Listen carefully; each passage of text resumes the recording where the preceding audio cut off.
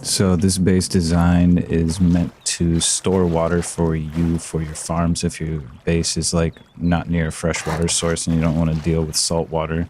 You could just build one of these and it'll store up water for you so that you can put it in water jugs or in a vehicle with a tanker on it. So right here you're going to want to make sure that you do exactly what I did and then replace the foundation. If you don't do it like this, you won't be able to place the pump down correctly. So then after that, just put the walls down. Our doorway will go over here. Wall that off, put the ceilings down, and then your TC is going to go in this triangle behind the pump. You can put a doorway down here if you want to, but you don't really need to.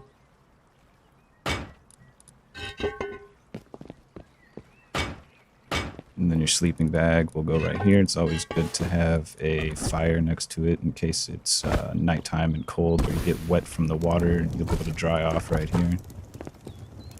And then you don't need 3 of these, but if it's like something that you're not going to come over here often to gather the water from, then you might want to put down all 3 of these. That way you won't be wasting electricity and time and stuff like that. You'll have a lot of storage capacity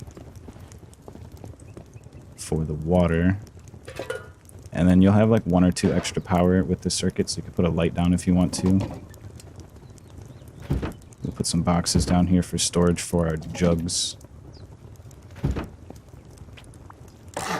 And then here's another area that you can put a large box, maybe for kits or something. If you spawn over here, you'll be able to have some kits in this box.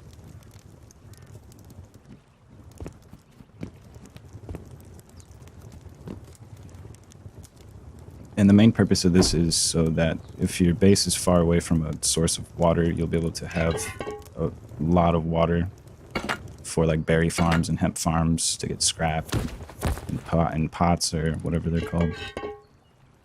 So the circuit's really simple. It's just 2 small batteries. The root combiner goes into here, chain the batteries together. We'll have 2 electrical branches if you decide to use the light. Otherwise, you only need 1 electrical branch if you don't want the light. Set the left side of the first one to 5 because that's how much the pump needs to be powered. We'll have this switch pump right here so that the water can go to the barrels. It's required to have this, otherwise it won't work. You only need 2 power for that, and then we'll wire up our light. And then plug it in. It'll start right away. Don't forget, we got to put our solar panels up top, so I'd recommend just building up. We're going to connect up our water to the barrels first, and then chain them all together.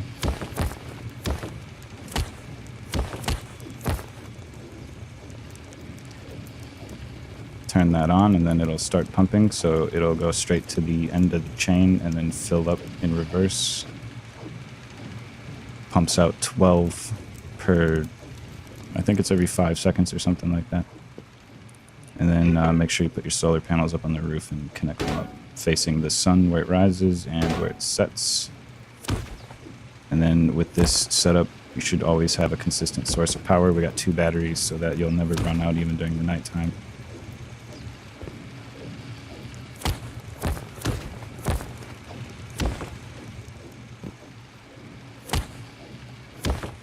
And then yeah, that's pretty much it.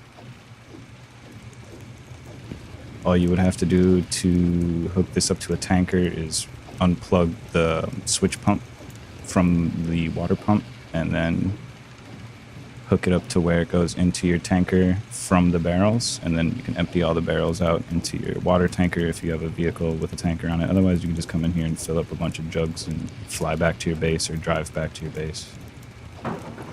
If you have issues with the batteries dying for some reason, just get rid of this electrical branch, put this into the switch, and then unplug this and replace the connection with a regular switch. And then this way you can turn the batteries off and let them charge during the daytime. Because maybe you might be in an area where you don't get a whole lot of sunlight 100% of the daytime, so this would be the way to counter that, to let your batteries charge up all the way. So the deployables for this base are easily accessible from the bandit camp shops and outpost shops. I have a video explaining on ways to get scrap as a solo player. If you're having issues with that, I'll have the video annotated at the beginning and end of this video. Here's the build cost, and here's the upkeep cost. Hope you guys enjoyed the video. Don't forget to leave a like and subscribe, and I'll catch you in the next one.